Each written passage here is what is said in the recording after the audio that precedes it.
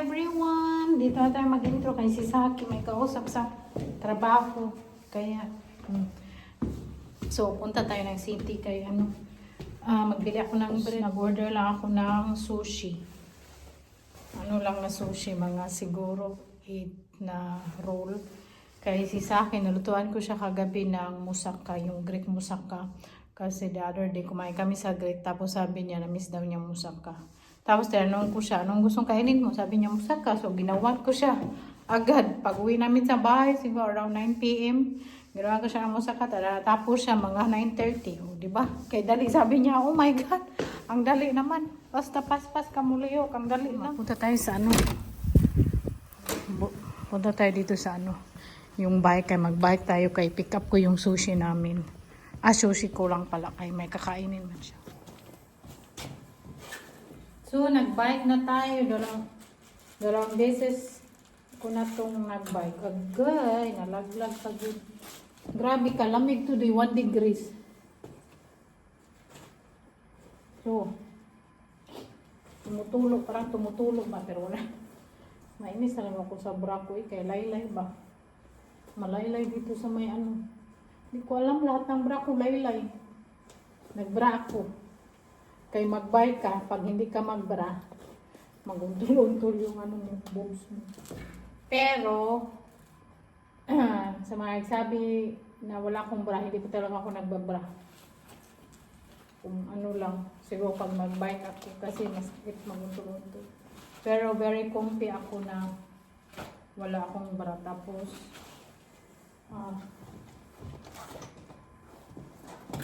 sanay na kasi ako dito. Kahit sa Pinas, pabaga lang sa naong babahala na. Kayo na lang mag-igo pag magtanaw. Magtanaw na lang mag-igo.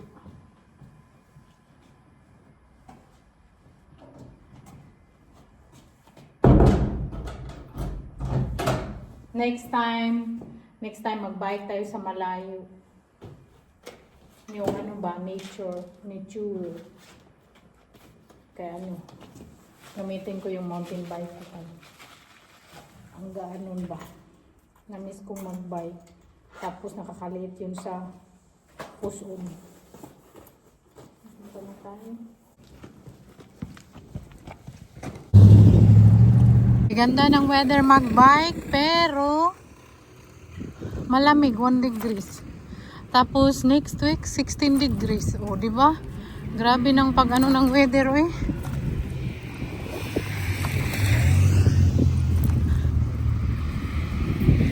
Bike na tayo. Nawala na yung sakit ng legs ko.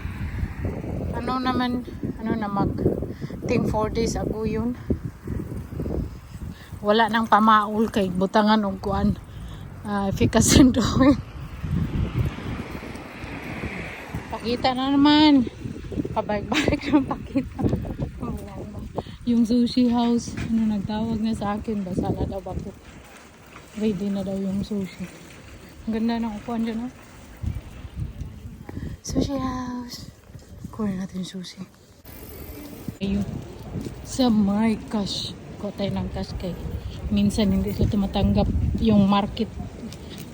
Minsan cash yung tinatanggap. Lasok, magbili ako yung parang brown na powder. Kaya na laglag yung sa akin. Kainis si Saki. Pagkatapos ng trabaho niya, pumunta siya dito sa city. Tapos sabi niya, karating pa lang daw niya, mag-uwi na ako. Kaya kanina pa naman ako dito. Hindi naman kanina, Hintayin ko siya kagbat na dito. Sino ba yun si Saki? Gusto ko na umuwi. Kaya gigutom na ko. Tapos yung sushi ko nandito sa bag. Sapatos dito, sale yung sapatos nila.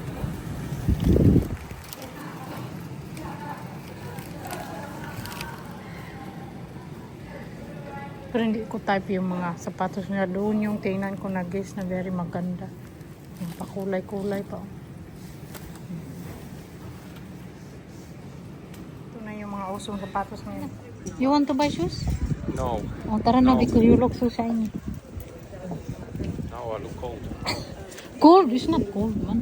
It's cold. For me it is. I still have my coffee there in the way, Egbert. Oh. But next time. Because I have my sushi here. Bike na kami pa uwi. Grabe yung bike ko ba. Ang gahi na bitaw yung manobela. Gahi na siya. Kailangan ko siyang bilan ng spray. Naubos na yung spray namin. So it's really need to put a lot of work to paddle. Ang tigas. Dito kami dumaan kayo. Magbilang kami sa supermarket. Lalaki ba ako nag-vlog ako tapos nagpangin siya. Nice daw kung nice. Tapos Saki tumingin siya. Kasi Saki. Yeah. Kaya mapadpad niya akong kalog diya.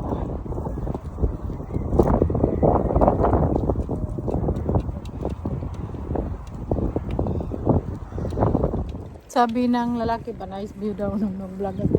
Tapos sabi ni Saki, pag nakatabi ko na siya, wag daw akong makipag-usap sa lalaki. Sabi ko, I'm just being friendly. Buang tatay si Saki eh. Ito kami all the time. Bili ako nito bi avocado. Kay may sushi ako, sarap sa avocado. Very pretty avocado.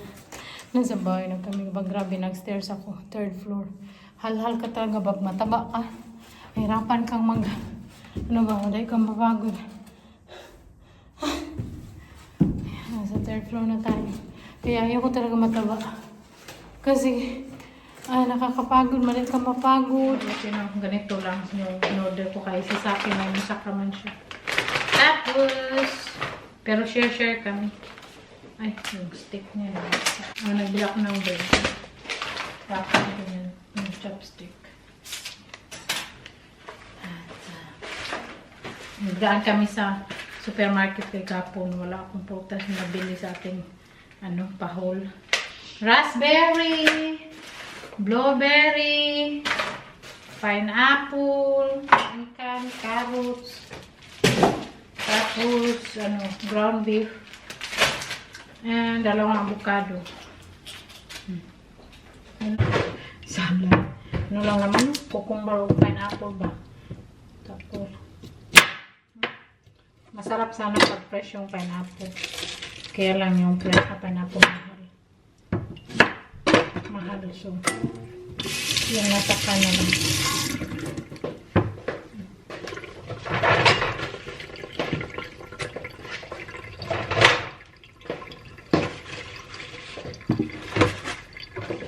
So, hiwain mo lang yung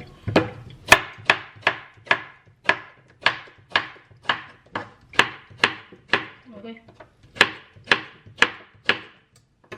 Yan mo lang yung cucumber. Lagay dito. Tapos yung pineapple. Bukas kasi mag-sweet and sour face ako. Pero magbili pa ako ng face mamaya. So, yung yung matira na pineapple. Ilagay ko sa sweet and sour. Tapos gusto ko din magawa potato salad with pineapple. Ang sarap. Lagay natin yung pineapple dyan. Yung iba. Okay, nagtulo na. Kaya ata, din ako na mag-prepare mo ba? Pineapple. O cucumber, o diba? Tapos yung avocado. Tingnan natin yung avocado luma. Sayang nahulog ba? Mabundog kasi yung avocado na. Hindi na siya okay. Hindi na siya okay. Sira na. Ito kaya. Pero parang matigas pa siya. Pwede na yata to. Pwede na. Tapos i-mix mo lang siya. Lagyan mo mayo.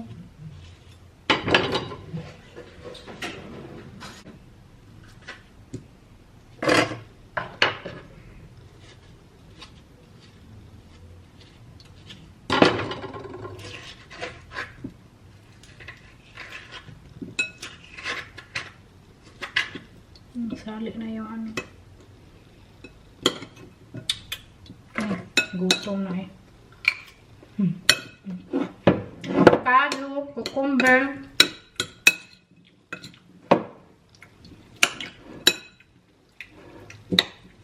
salad lang. Sarap. Lagyan mo siya mayo konti. I-mix ko sana kaya lang I-mix mo muna yung mustard at saka yung mayo ba. Pero namamadali na naman ako. So, kay gutom na. Lagay na lang. Tapos i-mix.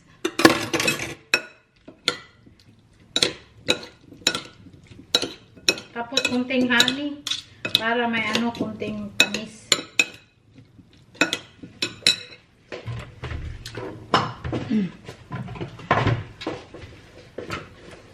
Kunting honey. Diba? Sarap to. Tikman natin ha. Avocado, pineapple, tapos cucumber.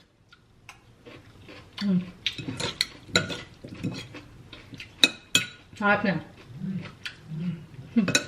Kunin siya. Look at that. Yung oven dish na gawa ko kay Saki. Ano siya? Greek moussaka. Authentic yan. Authentic. Para naman Greek na ano yan sa typical Greek na pagkain. Ang sarap niyan. Kinainan niya na kanina. Spinach na with patties. Ang harap nito. Pineapple in can, cucumber, tapos avocado. Yummy, no? Very good. Yeah. Nice combination. Yeah, yung mga pagkain namin eh. Kunting sushi, moussaka, spinach, kaon. Okay, magawa tayo ng potato salad with pineapple in can, tapos apple. Natin ng mayonnaise at mustard. Grabe, ang sarap nito. Pang side dish, lalo na pag may mga bisita kayo. So, yung tubig ng pineapple. Hindi na lang ako mag-sweet and sour fish, kaya wala pa kaming fish. Ito, pag pamanaan pa ko. Manaan. Ito siya, no? Italian herbs at garlic powder. Kasi gusto ko may garlic powder lagi. Hindi na lang yung garlic powder ko. Ano ko ba?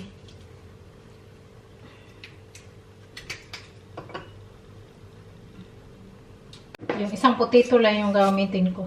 Gaya ng potato salad. With apple and pineapple. Ang sarap. Very refreshing. Manamis-tamis. So, potato. Boil ko lang siya half cook. Ilalagay ko. Masarap to pag kahit walang party or kainin nyo lang. Basta side dish. Sarap.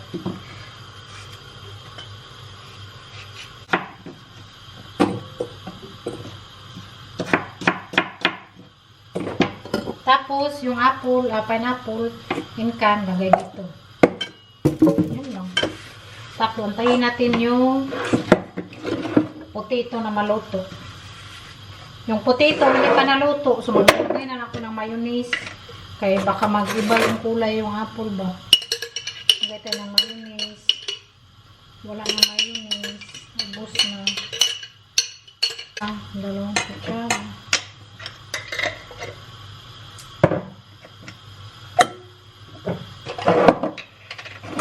Mustard. Itong mustard na ginamit ko is spicy yung isa, tapos isa hindi.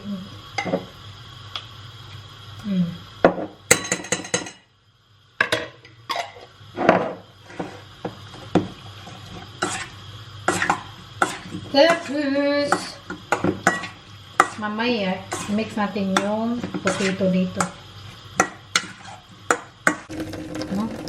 Nalata.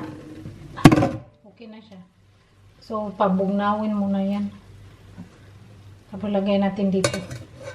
So, tonight magawa pala ako ng baon ni Saki bukas kaya magtrabaho siya. Nagkasuaso man to eh. So, magtrabaho siya bukas at gawan ko lagi siya ng lunch niya. Alam niyo ba, pag hindi ko siya gawan, hay Diyos ko, wala yan siyang kain whole day. Siguro breakfast lang kainin niya, isang bread, pero pag lunch, hindi siya magkain. Pag hindi ko siya ginawa ng lunch back, ang buto, tapulan jud ba? Kay sayo man siya sayo siya magtrabaho bitaw 6 AM, tapos ako minsan makatulog ako late na. So, pag alis niya, natulog pa ako. Pero pag gising ako, gawan ko siya ng lunch niya. Pero pag hindi, wala siyang lunch. Tapos pag uwi niya, sabihan niya ako, gutom ako kasi hindi mo ako ginawa ng pagkain. Ay, mabuwang ako sa kanya. Old bread. Chewy to. Gusto niya to. Para nagkagat niya ba. So, gawan ko siya. Malaki pa man to eh. Siguro, baka madami. Hindi niya maubos. Ganyan ang panamabit. Tapos, ito yung ipabaon ko sa kanya. Tatlo. Tapos, yung ginawa natin itong salad. Talaga yung potato salad. Sabihan niya ako pa. Masarapan kayo. So, ganyan lang. Yung breakfast ni Saki. Lunch pala. Lunch sa trabaho niya. Ay, buwan. Nakalimot ko sa gitna ko pala yan eh. Langgay ko para may lasa ba. So, tuna. Mabusog siya eh. Kaya si Saki, dako yan siyang kaon, no? Probuyag lang, dako yan siyang kaon. Yung nilagay ko nitong tuna salad is iba naman. Apple, tapos pickle cucumber, and cheddar cheese. Tapos lagyan natin yan.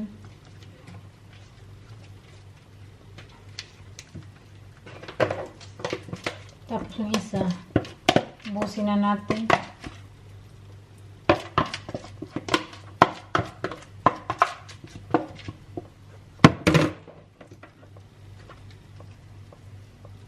Pag old bread na, mas okay pag tuna ang palaman kay matigas na naman yung bread. Ang kalaki nito eh. Maubos nito. Diba? Ganyan yan. Hindi ko alam paano niya kainin to.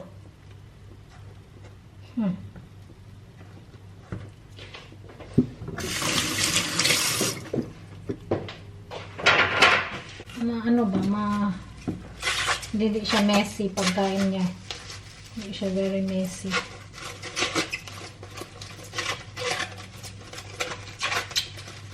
Diba? Ganyan ako yung kay Saki. Alaga yan siya. Alagang baby. Tapos, pagdating niya sa trabaho, makita niya bread. Uy, kalaki ba yung mong gigawa? Ang laki ng ginawa mong bread. Magreklamo siya pagkatapos. Sabi ko, naubos mo. Inubos niya kay gutom. Niya magreklamo pa. Nadako. Mahirap man yan siya putol. Kay may plastic. So, ikat natin sa gitna. Look at that. Diba? Very pretty na. Yan na yung niya. Kainin niya isa o hindi.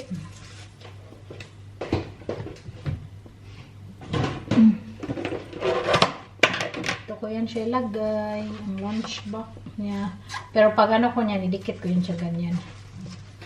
Tapos hindi lang yan siya,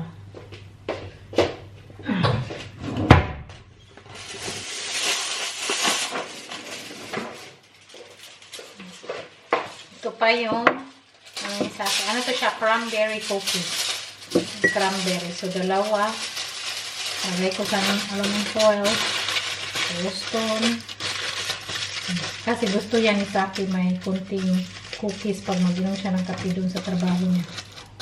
Pero siya sa ref, para hindi niya makalimutan, magsulat pa talaga ako dyan ng papel sa lamisa na, yung bread mo nasa ref, ready na. Kasi pag hindi ako magsulat, makalimutan din niya. Ay, ganyan yan, alagang baby. Anyway, atin dito. Mix mo na lang, kaya nilagyan ko na naman siya ng sauce. Ito yung gamitin natin, be. Agay! Kakiat, din ako ay. Labay na na eh.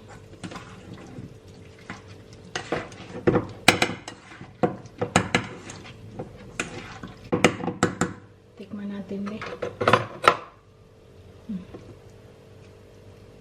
Kunting puti dyan. Harap.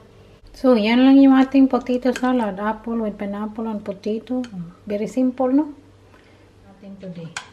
Yung ginawa natin na salad. Tapos, same lang yung sauce. Mustard at mayo. Tapos, kung nasa Pinas kayo, yung bilhin nyo yung real mayonnaise. Wag yung mayonnaise na, basta yung real mayonnaise.